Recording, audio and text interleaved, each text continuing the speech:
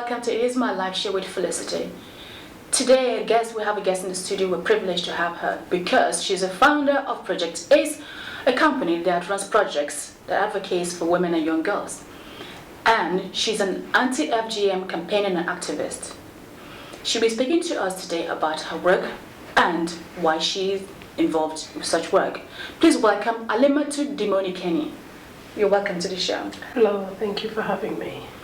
So before we get started, please share with our audience why you got involved with FGM. What is your background in this? Okay, well, I got involved because I am a victim and now a survivor of this ancient practice called female genital mutilation. And it happened to me at age 16, just before I came to the United Kingdom. And it's a practice that was done to myself, my sisters, my mother before her, and the mother before her. So nearly every woman in my family has been subjected to this practice. But in my experience, it left me feeling very troubled because the experience wasn't a nice one. I questioned my identity as a woman. Why should I go through this? My mother fought really hard for myself and my sisters not to be subjected to it. But unfortunately, my grandmother, who was a strong sort of woman, very powering, felt I had to be subjected to the practice.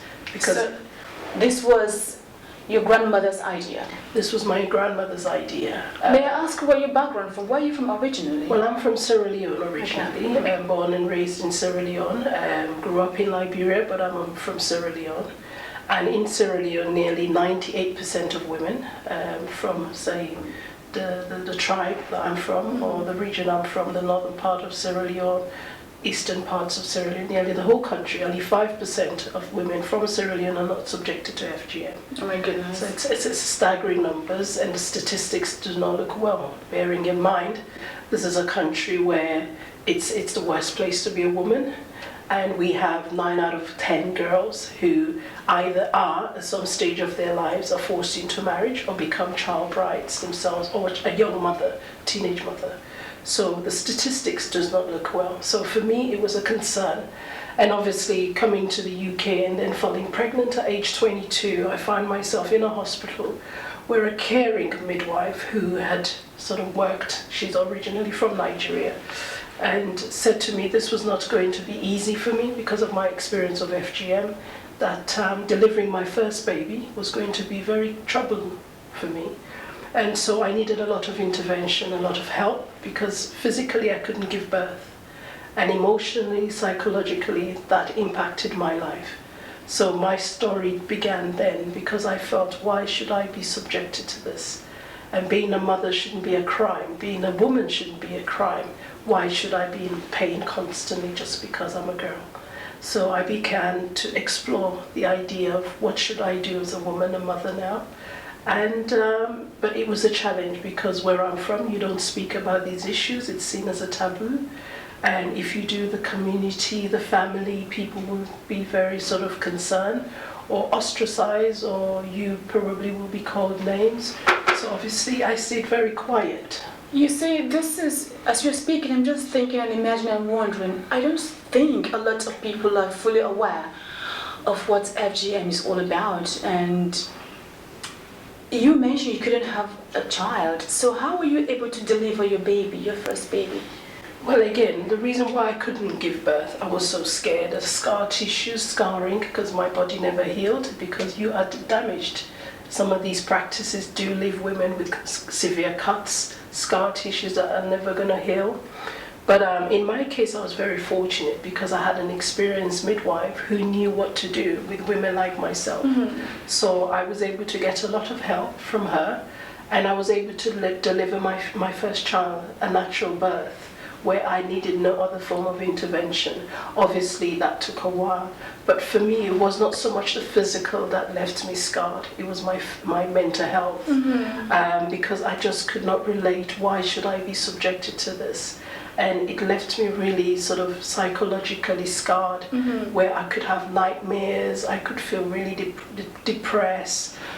From your experience, mm-hmm. from the work you do now in this area, mm-hmm. have you seen cases where women who've been through FGM and they are unable to deliver naturally. Of course. I Really? mean, people from, for example, in Egypt, Somalia, where sort of not so much the worst type of FGM, we sort of use the word the most sort of severe, where a lot has been done because these women are sealed. So obviously, these women cannot give birth. Unfortunately, they do have intercourse, they do fall pregnant, but because the type of FGM they have, there are 4 types of FGM according to the World Health Organization.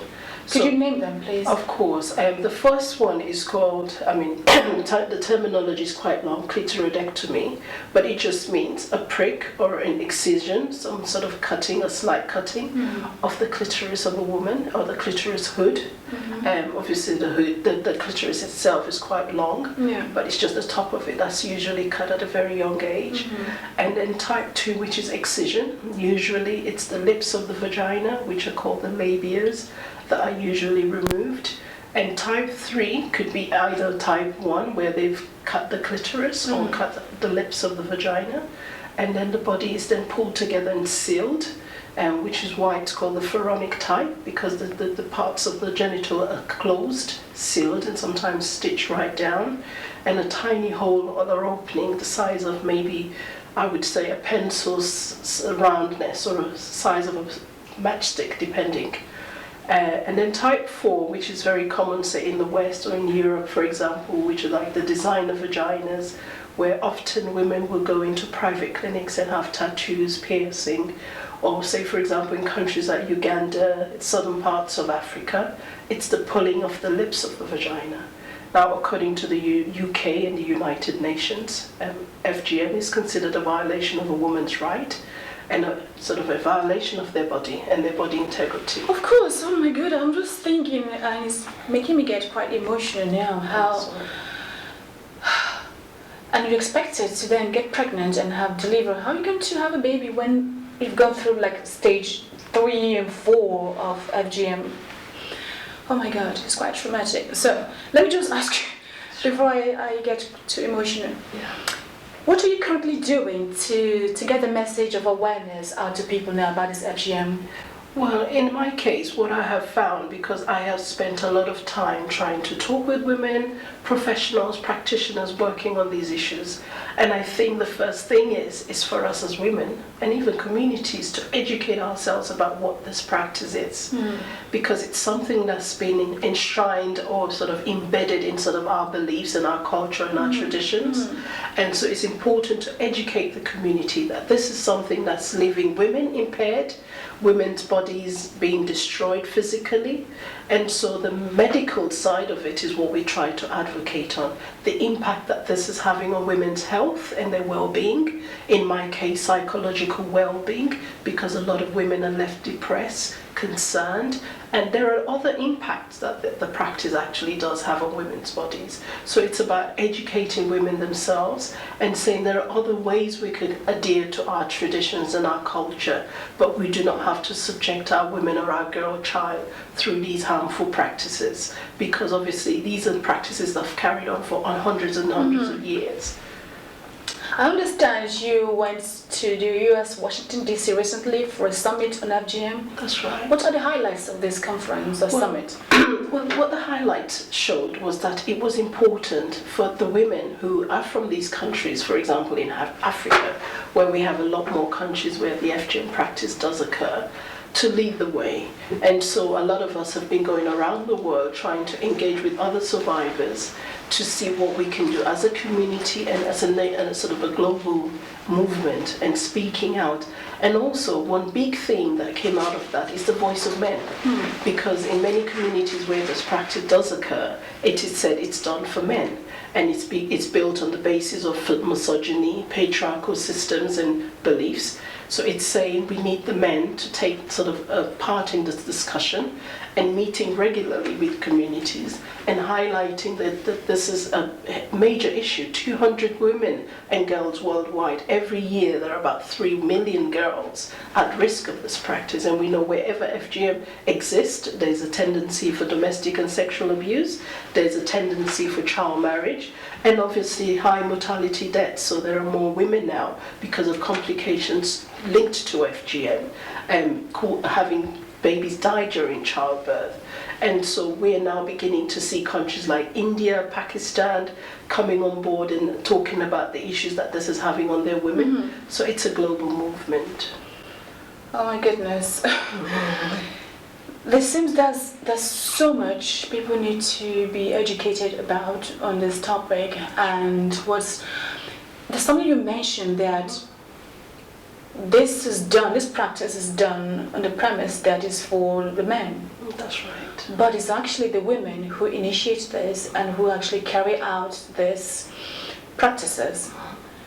So what are the men's view about this? Well, often, from my experience in working in communities in the UK and now overseas as well, a lot of the men will often tell you, we're not aware of this. And it is the case. In some countries, for example, men are not part of this, but they pay. Or most cases, they make the arrangements on behalf of their wives or their partners. So everybody, this is an everybody situation. We're all sort of involved.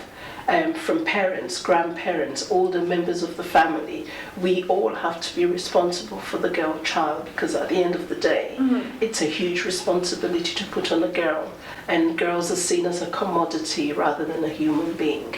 Do you say these men pay to have this done to the women in their lives? So there's people making money, and someone is sort of capitulating that funding. So we're saying to parents, it's particularly in countries where child's education or girls' education is not as a priority, to say invest in girls' education rather than invest in a practice that's going to leave them in the long-term complications and even cause death. Why not pay for that girl to empower themselves through education, through learning and gaining new skills? Oh my goodness. Wow. I also know that you'll be hosting, is it a conference in Sierra Leone? It's a forum at the House of Commons on the 24th of January, because unfortunately I come from a country where FGM is a very highly politicized issue, because a lot of politicians would rather not say anything and sometimes even be sort of party to this practice in many places. So it's about talking about how do we approach the issue? What are the sort of ways we could look at in terms of avoiding this silence in our community, and why is not the sort of action being taken by the government? And look at the rights of girls, women and girls, because we are now seeing an escalation of other forms of violence because we have been silenced. So it's about the diaspora, as diaspora living in the United Kingdom, what can we contribute into the debate, into the actions or the plan of actions or strategy currently happening, because the government is looking to implement a national strategy plan in addressing FGM. You mean here in the UK? In Sierra Leone. So it's what we as a diaspora in the UK can contribute to that national strategy. What is available for people or women who've been taken from Africa or from the UK to Africa to have this FGM done to them? How can it be prevented? What can they do? Well, there's a lot that can be done. Obviously, they can contact organizations like ourselves, Project ACE, as an activist and a campaigner. I myself and other survivors have been instrumental in the change. In 2015, for example, the UK introduced a law, and part of that law, we now have an order within that law that would provide women with anonymity. So if they were to, say, go into a police station or to go to court later on and report the crime, their name and identity will be kept out of the book and it will be made anonymous.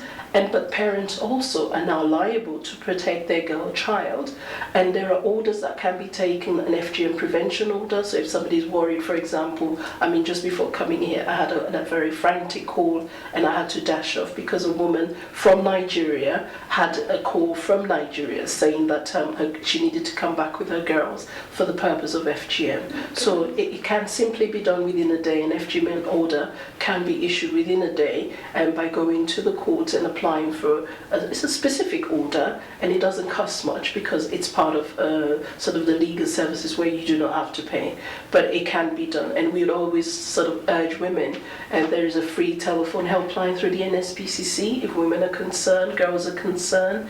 And I mean, we're available on all social media platforms from Facebook, Twitter, Instagram, and we are reachable in all places. And I would say to parents, if you think you're under a lot of pressure, is to speak to someone. Social services are well adapted now. GPs are well adapted, midwives, health visitors. A lot of practitioners, professionals have been trained around the issues of FGM. And it's not so much about punitive, punishing parents, because I think, again, this is sort of a view in our community that the police will arrest. Sometimes the police would actually direct you to agencies where you would get help.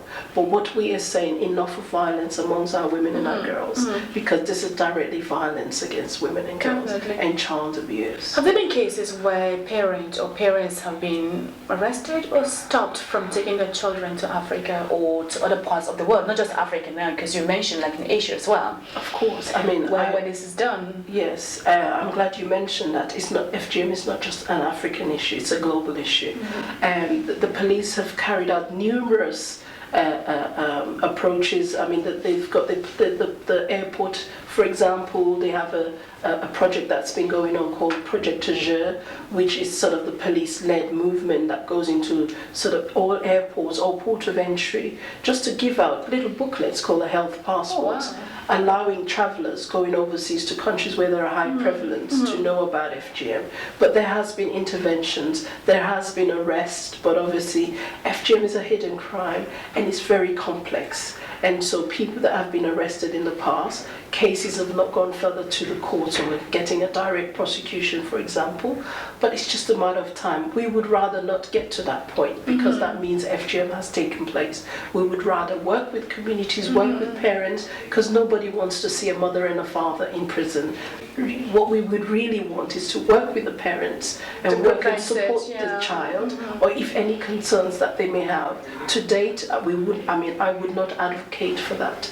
But what I would sincerely hope is that parents and guardians of young women take the responsibility in protecting the girl child.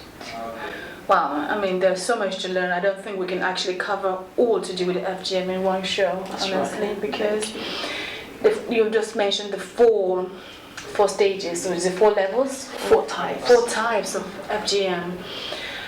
I only know about one. Now I'm happy to learn about the other 3, even though I don't fully understand them, but I think we're going to investigate and see how we can support you and your projects and your company, what you do. Well, we have a lot of information about what is FGM on our website. We have lots of information, video clips that people can look into. And I would encourage anyone who's concerned, there's lots of information on the sort of internet now. It's to also query. Doctors should have leaflets in their clinics. In most surgeries now there should be information, because we have made that. I myself now have urged the NHS, there's a video about myself, explaining about my circumstances, because we want to break down the fear and the stigma that sometimes exists in these situations. That there's nothing wrong with you. There's lots of support. We offer counselling. We offer a friend-befriend service so people don't feel isolated. But there's a lot more we can do as a community. So. Yeah.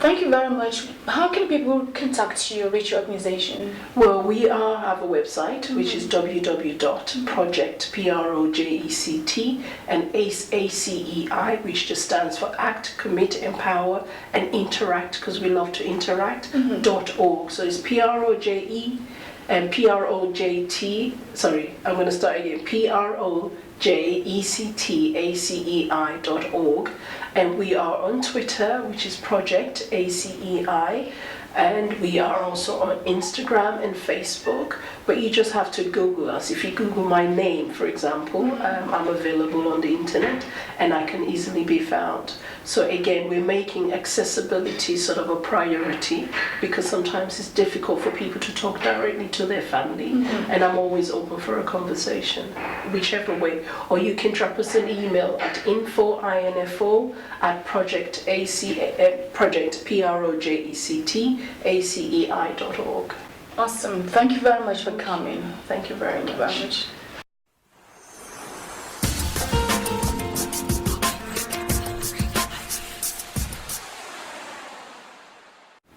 And now it's time for Felicity Recommends. Wow, based on this guest story and the work she does, there isn't much to recommend. All I'm going to recommend is actually two things. One is, if you're going through this, or you're from a family background or culture that you feel you may experience this, or you know people who might go through this, please do contact the NSPCC. The website is shown on the screen at the moment. Second recommendation is, in case of emergency, just dial 999. That'll be easier, and they can put you through to the right organization or the support unit to help you or help the person you know who might need help. Do not let anyone suffer in silence or be subjected to such abuse. Zero tolerance to abuse is all this show is about. I think that's all we've got time for today, and it is my live share with Felicity. So until next time, remember to SLS, which means to subscribe, to like, and to share our channel. That way you too are contributing to ending domestic violence or to ending any form of abuse, really. Because zero tolerance to abuse is what this show is all about. And until next time, thank you for watching and live with love.